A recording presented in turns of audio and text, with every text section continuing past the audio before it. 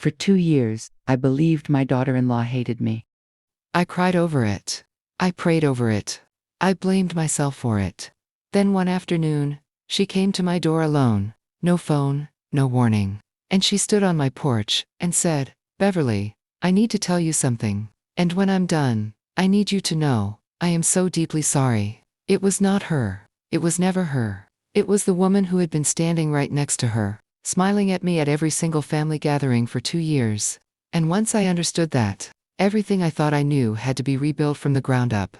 Starting with the truth. Before I go any further, if you are new to this channel, I want you to feel welcome here. We tell real stories about real women, the ones who get knocked down quietly and rise back up even quieter. If that speaks to something in you today, please like this video and subscribe. It costs you nothing, and it means everything to me. Now, let me take you back to where this all began. My name is Beverly Ann Hartwell. I am 64 years old. I was a bank branch manager for 26 years in a mid-sized town in Ohio, dealt with numbers, people, and the delicate space between what someone tells you and what is actually true. I became very good at reading between the lines, which is why it still surprises me, even now, that I missed it for so long. But I suppose that is the thing about a truly skilled deceiver. They do not come at you directly. They work through the people you already trust. Let me start at the beginning. My son Ryan is 37 years old. He is kind, steady, and quietly devoted.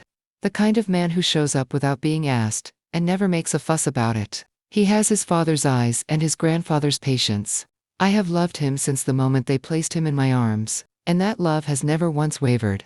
He met Ashley 8 years ago at a work conference in Cincinnati. She was in hotel management. Sharp, organized, warm, when she smiled, which she did often. In those early days, I liked her immediately. She was not soft in a fragile way, but in a genuine way, and I respected that. They married 6 years ago, in a small outdoor ceremony in the Blue Ridge Mountains. I cried at the altar. Happy tears, the real kind. For the first 2 years, everything was good. And then, very slowly, it wasn't. I cannot point to a single moment when things changed. That is the hardest part to explain to people who haven't lived it. There was no explosion, no confrontation, no slamming of doors. It was smaller than that. It was Ashley forgetting to pass on my messages to Ryan. It was invitations to family dinners that came late. So late I had already made other plans. It was the way Ashley began to look slightly past me when I spoke. The way you look past someone, when you have already decided their words don't require your full attention. It was Ryan, slowly, beginning to seem uncomfortable when I called, shorter on the phone, quicker to get off, not cold. Ryan could never be cold, but distant in a way that had no explanation I could find. I asked him once, gently, if I had done something wrong. He said, "No, Mom. Everything is fine," but his eyes said something else entirely. I went home that evening and sat in my kitchen for a long time. Something was wrong. I just didn't know what, and I didn't know where to look. I need to tell you about Laurie. Laurie is the wife of Ashley's brother, Chad. She entered the family picture about 3 years ago when Chad and Ashley reconnected. After a period of estrangement, they had grown up in a difficult household and had been distant from each other for years before finding their way back. Laurie came with Chad, and from the first family gathering where I met her, she was nothing but warmth and charm. She called me Miss Beverly before I had ever suggested she'd do so. She brought something to every gathering. Always something thoughtful, a homemade pie or a pretty centerpiece, always something she had clearly spent time on. She asked about my work history with what seemed like genuine curiosity. She said, more than once, that she hoped one day to have a mother-in-law as elegant and accomplished as me. I liked her. I want to be honest about that. I genuinely liked Laurie because she was very, very good at being liked. What I did not know, what none of us knew yet, was that Laurie had been quietly building something in the background of our family like a slow-growing vine, invisible until it has already covered everything. She had grown up alongside Ashley. She knew Ashley's insecurities, her fear of not being enough, her need to be seen as capable and independent, her complicated feelings about mothers and authority. Laurie knew exactly which wounds to press and how lightly to press them so that Ashley would not realize what was happening, and she pressed them carefully, consistently, over 18 months. This is what Ashley told me later. much later, when she finally understood what had happened to her. Lori had started small, a comment here and there. Has Ryan's mom always been so involved in your decisions? Said with a sympathetic smile, as if she were entirely on Ashley's side. Then slightly larger, I just think you deserve more space as a couple. It seems like Beverly has very strong opinions about how Ryan should live his life. Then,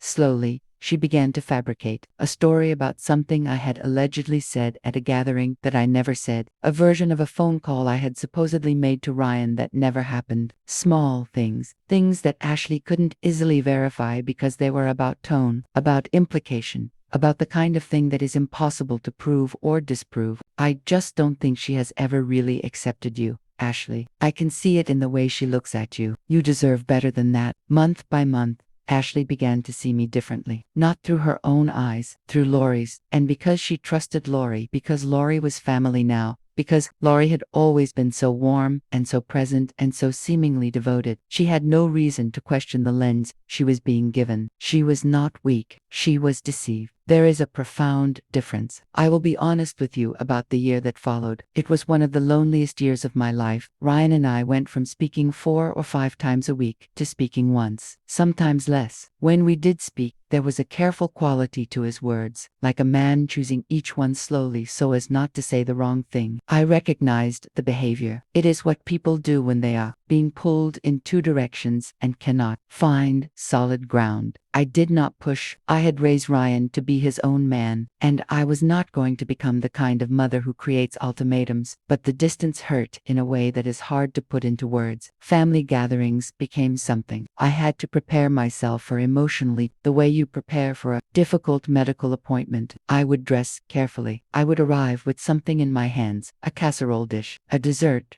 something to do with my hands so the awkwardness had somewhere to go. Ashley was polite, always polite, but the warmth was gone. She spoke to me the way you speak to a stranger you are trying not to be rude to. She did not meet my eyes for long. She positioned herself subtly between me and Ryan at gatherings, not aggressively, just present, a quiet barrier, and Lori was perfect. She pulled me aside at one gathering and said, in a low and sympathetic voice, I hope you know I am always here for you, Miss Beverly. I hate seeing any distance in this family. I thanked her. I meant it. I had no idea she was the architect of every inch of that distance. The lowest point came on a Sunday in November. Ryan called to tell me he and Ashley would not be coming to Thanksgiving that year. They were going to Ashley's side of the family instead. He said it casually, apologetically, but with the finality of a decision already made. I said, of course, I understand. I hung up the phone. I sat down at my kitchen table, and for the first time in many years, I put my face in my hands and I cried. Not from anger, not even from hurt. Exactly. From confusion. I kept turning it over and over. What had I done? When had I done it? Why could no one tell me clearly so I could fix it? I sat there for a long time. Then I got up, washed my face, and called my oldest friend, Patricia. Patricia has known me for 40 years. She is direct in the way that only someone who has loved you for a very long time can be. Loved you for a very long time can be. I told her everything. The distance, the change in Ashley, the gatherings,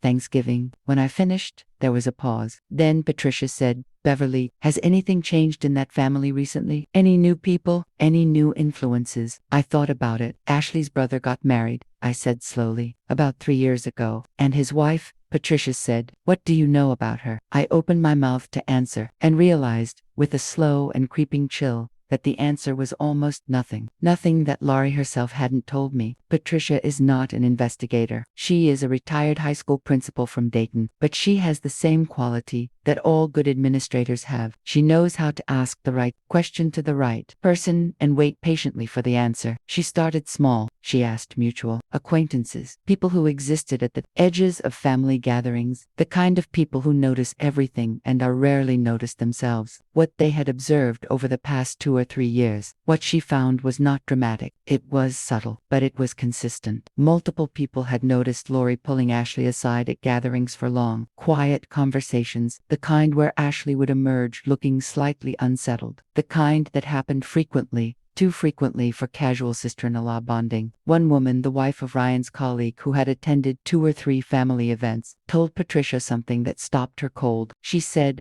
"I always thought it was strange how Laurie talked about Beverly when Beverly wasn't in the room. She was very careful, always framed it as concern, but the picture she painted was of a controlling, jealous woman. I remember thinking it just didn't match the woman I had actually met." Patricia called me that evening. She didn't say much. She just said, "Beverly, I think you need to have a very honest conversation with Ashley, alone, without Laurie anywhere nearby." "Ashley won't want to," I said. "I know," Patricia said. "Do it anyway. Write her a letter, if you have to. But reach her directly, because I think someone has been standing between the two of you for a very long time. I am from a generation that still believes in the written word." I sat at my kitchen table on a Saturday morning with a cup of coffee and a yellow legal pad, and I wrote Ashley a letter. Not an accusatory letter, not a defensive one. I did not mention Laurie. I did not list grievances or demand explanations. I wrote her the way I used to write to parents of struggling students, back when I volunteered at the school, with honesty, with care, with the complete absence of ego. I told her that I loved her, that I had loved her from the day Ryan brought her home, that I was aware something had shifted between us, and I had spent a long time trying to understand what I had done wrong, that I was not writing to assign blame, only to say that if I had hurt her in any way, I wanted to know, because she mattered to me, and so did her marriage to my son. I told her that whatever happened next, I wanted her to know that she was not just Ryan's wife in my eyes. She was my family, and I did not give up on family. I sealed it. I mailed it. Not emailed, mailed, the old way, and then I waited. 3 weeks passed.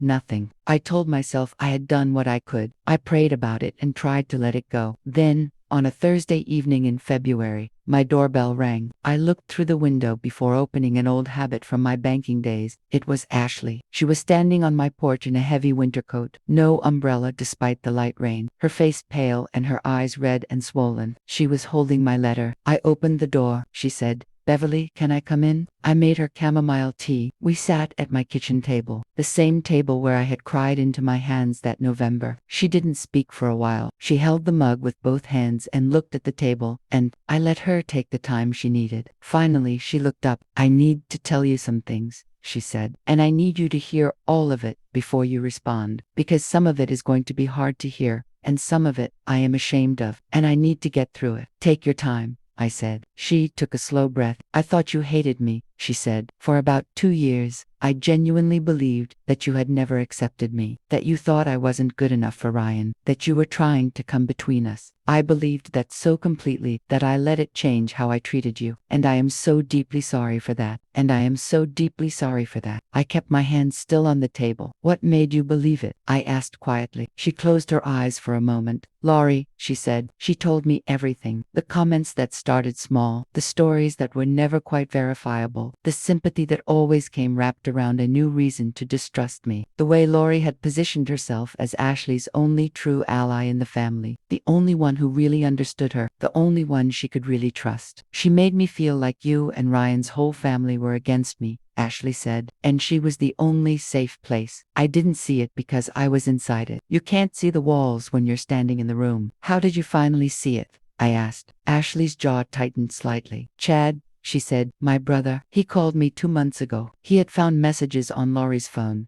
conversations with someone. I don't know where she was talking about our family, about Ryan's business, about money." She paused. "Laurie has been telling people outside the family that Ryan is financially struggling. She has been planting that story for over a year. Chad thinks she was trying to position herself, and Chad too, step in as some kind of financial support, control. Don't fully understand it yet, but it wasn't about me and you, Beverly. It was never just about that. We were just the pieces she needed to move." I sat with that for a long moment. 26 years in banking, I had seen this before. Not in families, but in accounts. The slow, patient rerouting of trust and resources toward a single point of control. Laurie was not jealous of me. She was not acting from emotion at all. She was operating a strategy, and we had all been living inside it. Ashley stayed for 3 hours that evening. When she left, she hugged me at the door, a real hug, the kind that lasts a moment longer than politeness requires, the kind that means something. I stood in my doorway and watched her taillights disappear down the street. Then I went inside and called Ryan. He answered on the second ring. Mom,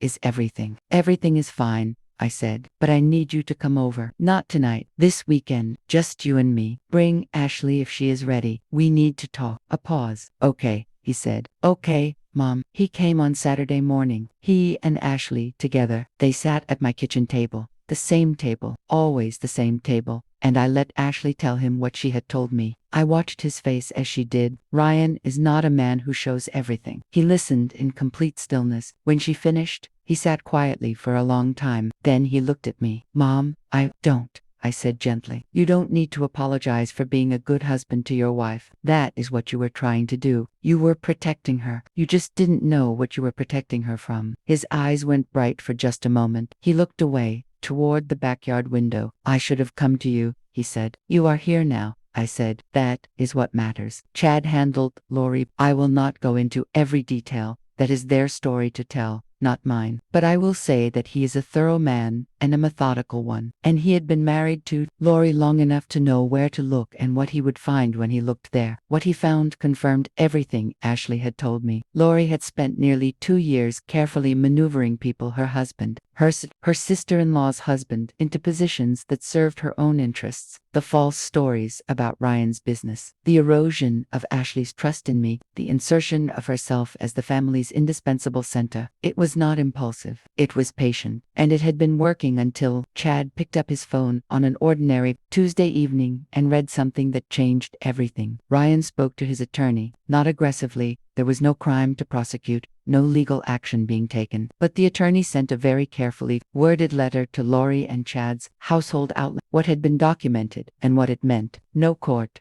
no scandal, no public drama, just a letter. And the knowledge conveyed very clearly that the documentation existed and would be used if necessary. Lori left town 3 weeks later, quietly. She and Chad separated. He is not a man who recovers slowly. He has his sister's steadiness in him, and he is rebuilding. As for Lori, I do not know where she is now, and I have made my peace with not knowing.